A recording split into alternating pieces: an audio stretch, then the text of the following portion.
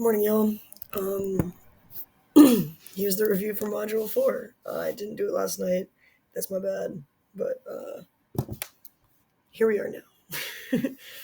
Okay, you'll get this in class today, like in a packet, just like regular. You can also print it out from Google Classroom if you want to do it again tonight. It's a good way to study, right? It looks exactly like the test. I basically just copy and paste this and then change the numbers. So it's a good resource. Let's do it. All right, number one is graphing the following piecewise functions, then evaluating the functions. So basically, I give you the equation version, and I want the graph version, and then I want you to plug in a few things. All right, let's get it. When we're talking about piecewise functions, basically, the first part are the equations. Let me do these in different colors. The first parts are the equations, and then the second parts are where they're relevant, right? So I'm going to draw in my axes. Looks like I want my x's to go from -3 to 3. So I'll put my middle line right down the middle.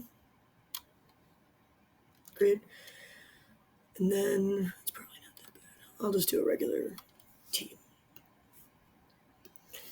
There's a lot of different ways to graph these functions. I'm going to give you kind of like a fast way. If you know there's straight lines, graphing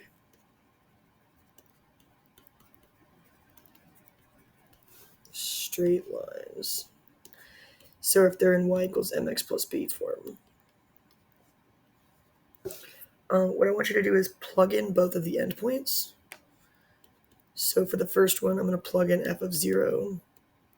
I'm going to plug in f of 3 because my endpoints are 0 and 3. I'm going to plug in these endpoints, and then I'm going to connect the dots, and that's going to be my entire line. Pretty good. So when I plug in 0, I just plug it in every time I see an x. And then 2 times 3 is 6, minus 1 is 5. This gives me the point 0, -1, because 0 is the thing I plugged in for x, and negative is 1 is the thing I got out for y. So what point does this one give me? Gives me 3, 5. So 0, -1, 3, 1, 2, 3, 4, 5. And now I draw a straight line between these 2 points. And that's this part totally done. Let's do the red one. If I plug in f of -3 and f of 0, here it's -2/3, so I'll click a 3, times 3 minus 1. The 3's cancel. This is -2 minus 1, which is -3. And now when I plug in 0, that just goes away because it's times 0, and it's -1. So again, the first one gives me -3, -3.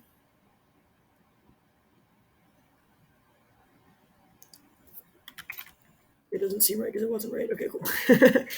And then the second one I plugged in gives me 0, -1, which is the same as this other green point.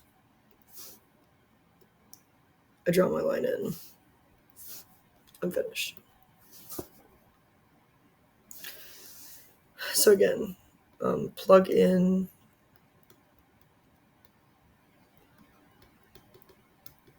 endpoints, plot those 2 points.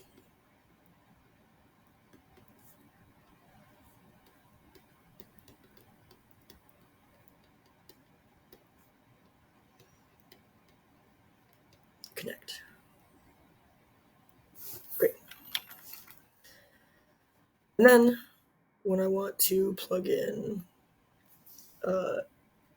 specific points, when I want to evaluate the function at different points, the big thing here is which one to plug it in. Should I plug it into the green line or should I plug it into the red line? So when I plug in -2, I have to look at this part. I have to say, is -2 between 0 and 3, or is -2 between -3 and 0? Turns out it's between the second two, so we need to use the red function. So I plug in negative 2/3 times negative 2 minus 1 becomes positive 4/3 minus 1. 1 can be written as 3/3, and this ends up with 1/3. I don't mind if you use a calculator there. And then if I plug in 2, should I plug that into the green function or the red function? Turns out I plug it into the green function because 2 is in between 0 and 3. Right? So now I say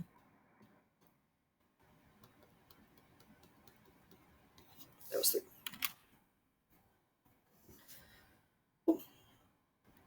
Let's do it again. This one I'm going to use a different method of graphing. Here we go. For this red function, I'm going to say that y equals mx plus b, which is what this looks like. The m, the thing next to the x, is the slope. And the b, the thing in the back with no x, is the y-intercept. So when I graph it, if the y-intercept is 2, I'm going to draw a line, or draw a point at 2 on the y-axis. Then if the slope is 1/3, I'm going to go up by 1, over by 3, and put another point. Before I connect these dots and draw my line forever, I'm going to notice that I actually don't want it to go forever. I just want it to go from x equals negative 3 to 3. So I'm going to plot those points on the x-axis and say, like, I just want this line between these two goalposts, right? So when I use my pen to actually draw this, I only want this part, right? I don't want this line to go forever. I just want the part right in between negative 3 and 3. This one's now finished. For the next one, the equation is 3, and the where, the subdomain, is between 3 and 5. So I'm just going to cut off 3 to 5 right now, and then know that when my function is just a number, it's just a flat line at that number. Right, this is 3, so it's just a straight line, a horizontal line at that number. Cool. When I plug in 2, I should do it to the red function, because it is, oh goodness. I see. I'll plug it into the first line because 2 is in between negative 3 and 3. So I get, why is it doing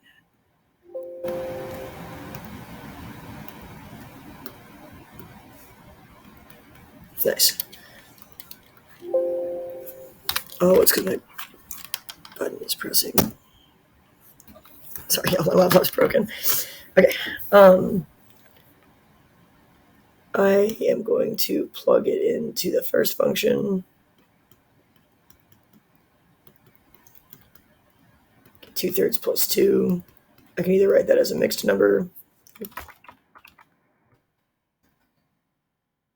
or as an improper fraction. Either way. When I plug in 4, because 4 is in between here, I'm going to use the green function. Right? It's just going to be 3. When you plug in a number to something that doesn't have any x's, you just get to rewrite it. You just get to say, oh, the x's is just saying that's the version I want, but I just get to write the number 3. Good. Okay. New type of question. Now, instead of giving an equation and you giving the graphs, I'm going to give you the graphs and you're going to give me the equations. All right. For the red part, when we do piecewise functions, right, we have the what, that's the function, and the where, that's the subdomain. Let's focus on the red one. The where is it's between negative 2 and 0. Right, the leftmost point is negative 2, and the rightmost point is 0. We can either write that as this or this. Anyway, it doesn't matter to me. Let's do the where for all of them. The green one starts at 0. Its rightmost point is 2. So that's going to be 0, 2. Or 0 is less than x is less than 2. The question now becomes, is this parentheses or brackets? Because the 0 is already included here. 0 here. We can't have 0 be here as well. So we'll use parentheses, and then we'll include the 2 for fun. Then for blue, it goes from 2 to 4. 2 is already included in the green one, so I won't include it here.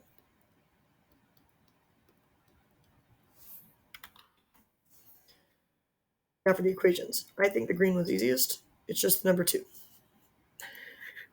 Right? It's a horizontal line, so we know it's just a number. I think the red is the next easiest because I know that the slope, where's my thing?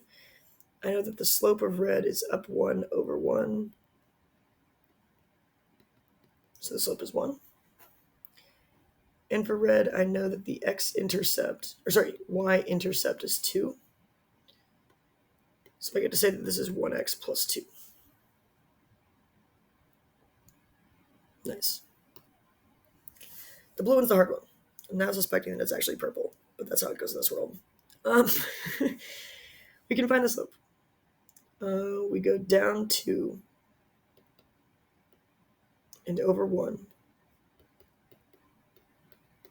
which means the slope is negative 2. Now I want to find this equation.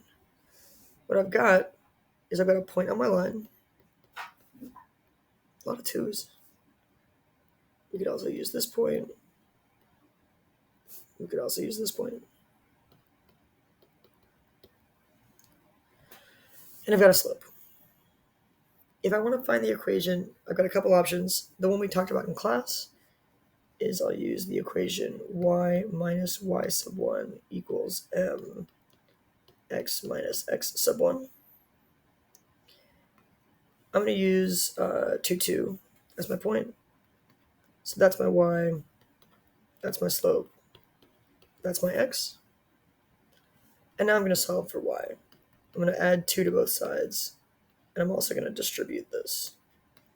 So we get negative 2x plus 4 plus 2, which is negative 2x plus 6.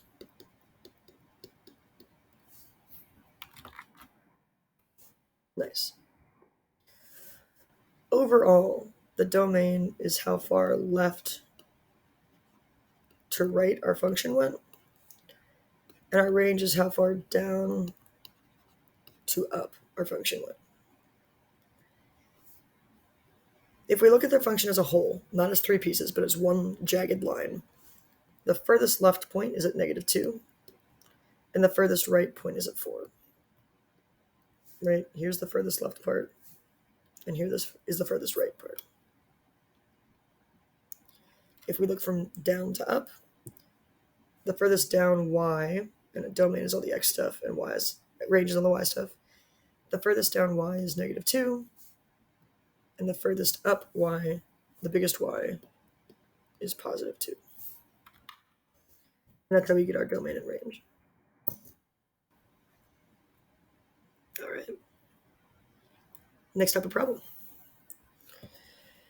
Determine if the following relationships are functions, the inverse of the relationship, and if the inverse is a function. So, first off, we're going to look at this list of coordinate pairs, this list of pairs, and say, is this a function? Let's remember what a function is. Functions have no repeated inputs. So, no repeated x's. Right, that's the big thing. It needs to be unambiguous. That's what that means. Okay, Is g a vector function? I'm going to say yes, because it is. None of the x's repeat. Right, we've got a y that repeats. We've got 2 that equals 7, but that's just okay. Our x's are 3, 4, 9, and 12, and no x repeats. Nice. Now, so we did this part. Now we want the inverse of the relationship. The inverse of the 0.37 is 7.3. The inverse of the 0.48 is 8.4. The inverse of the 0.93 is 3.9, except we make it negative because we're not, forgetting that. And then the inverse of the 0.127 is 7.12. Boom. Now the question becomes, is g to negative 1x a function? Is the inverse of g a function? I'm going to say no. X equals 7 repeats. Right? We had repeating y's over here, and that was totally fine. But once we switch the x's and y's, now there's repeating x's here, and that's a problem for being a function. Cool. Right, the piecewise and absolute value functions for the following graph. The absolute value functions are easier, so I'll do those first. This is where we use the parent function and the transformations, right? We say the absolute value function looks like this, except it usually starts right here. Our absolute value has the vertex at -3, -2, which means we went to the left 3 and down 2 from our original function. The down 2, we just write -2 in the back. But the left 3, we add 3 in the middle. And that is finished. The piecewise function. For the stuff to the left of -3. So over here, -3 is smaller than x. Or again, we can say -3 to infinity. For the stuff that's bigger than it, sorry, to the right, sorry. The stuff to the right of -3, the things that are bigger than -3, we just get to rewrite this with parentheses instead of absolute values. And then if we wanted to, it would be nice if we simplified that.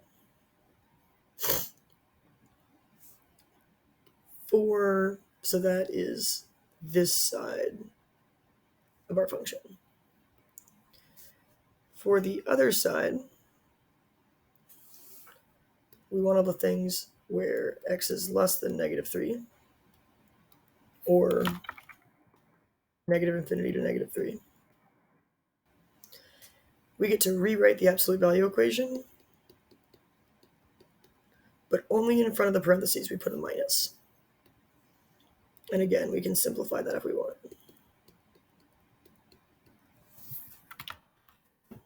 That's how we find the piecewise equation after we find the absolute value equation. Let's do it again. For the absolute value function, usually I started at 0, 0. Now I'm at 0, 3. Usually my thing faces up, but now it's facing down. So I flipped it and moved up 3. So that's my standard one. My flip means it's negative up front. My up 3 means I put +3. Nice, that's finished.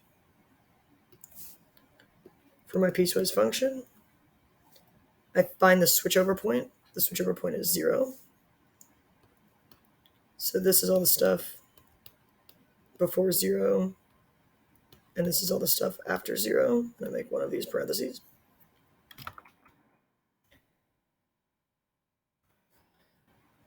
the stuff after 0, I just rewrite this exactly the same as here, right? But instead of absolute values, I put parentheses. And for the stuff before 0, the flipped version, right, I write this with parentheses, but then I change the sign out front. Up here, when I changed the sign, it became negative. And up here, down here, when I changed the sign, it became positive. Then again, we can clean this up. We don't really need the parentheses. This could be x plus 3. This could be negative x plus 3. Sure.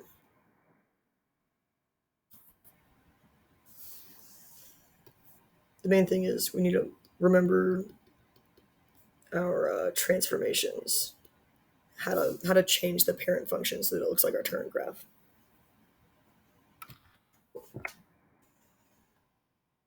Next thing, I think there's 3 more things. Graph each function and then rewrite it as a piecewise function. Okay.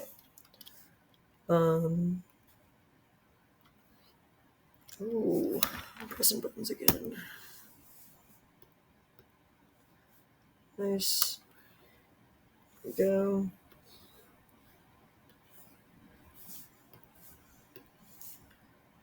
This to me says we moved up 1 from the normal absolute value, and then we moved to the right 3 from the normal absolute value. So this is my new starting point. An absolute value. No. Absolute value always just looks like y equals x, slope 1 and negative 1. There we go. Whereas here, this one I stretched it by 2 and went down by 3. So down by 3 means I start here. Stretched by 2 means I go over 1 and up 2 rather than over 1 and up 1. And now I can draw my lines.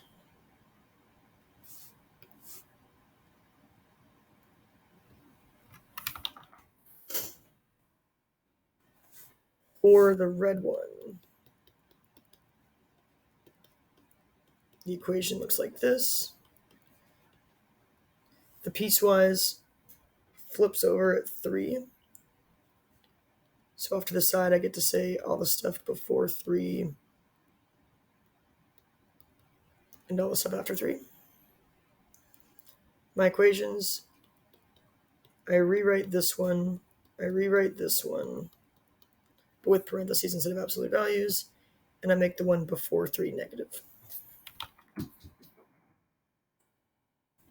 Green, same stuff. My switchover point was 0, so I'll do before 0 and after 0.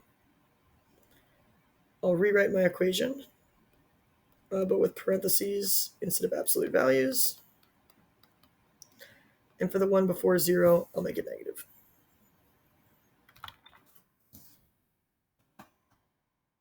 Cool. Find the inverse for the following functions. The inverse is when we swap x and y and then solve for y.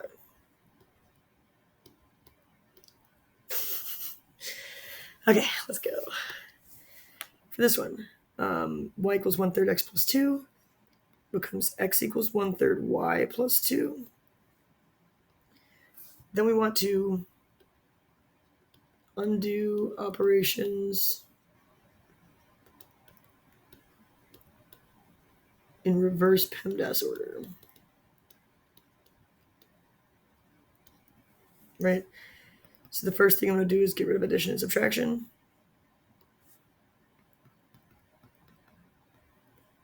Or no.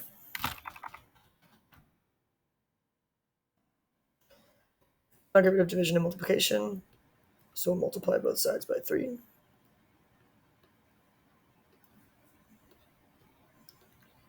And this becomes y equals 3x minus 2.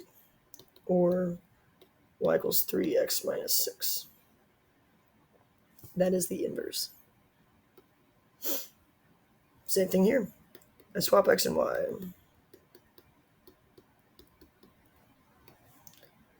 I add 10 to both sides.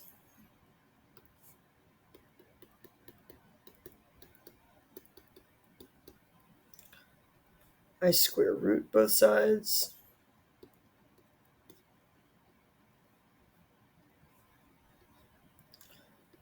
So the square root of x plus 10 equals y plus 3. And now I subtract 3 from both sides. This minus 3 does not go under the square root. And we're finished. All right, let's go again. Swap x and y. The first thing I'm going to get rid of on this one is the times 3 to get rid of this divided by 3 because it's affecting everything, and I just want it gone. This becomes 3x equals 4y minus 5. Now we can add 5 to both sides. 3x plus 5 equals 4y. Now we divide everything by 4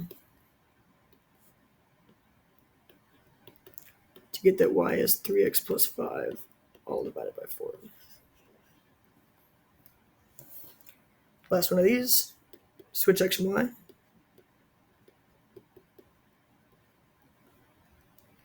To get rid of the cubed root, I cube both sides.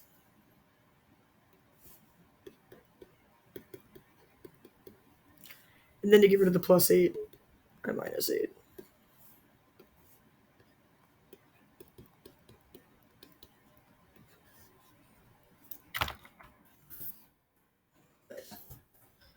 Two more.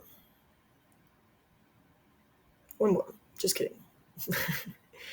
Graph the inverse of the following relation. Then state the domain and range of the original and the domain and range of its inverse. I'm actually going to do the domain and the range of its inverse original right now before we junk up this. This is like, it starts here and goes here. The domain is the furthest left and right. The farthest left is -5. The furthest right is +2. Right? Because this stops here. And this one stops here. Again, it's the furthest left x and the furthest right x. Whereas this is the furthest down y, and this is the furthest up y. So the lowest y's get is 0, and the highest y's get is 6. Now for the inverse. I'm going to plot some key points. When I say 3 key points, I mean things that if I needed to draw it, I could just plot these 4 points and then connect the dots. For my inverse, I'm just going to switch all these. So 2, 6 becomes 6, 2. -1, 0 becomes 0, -1. -3, 2 becomes 2, -3. And -5, 0 becomes 0, -5. And now I'm going to connect these dots. That's the semicircle part. That's the straight line part. And there you go. It happens that I flipped this equation over the line y equals x. The domain of the inverse is the exact same as the range of the actual function. Right, so I could have just taken this one and copied it right there. Because the furthest most left thing in the green is 0, and the furthest most right thing is 6. And then again, I could have just copied and pasted this one here, or I could look at my new picture and just actually see the range.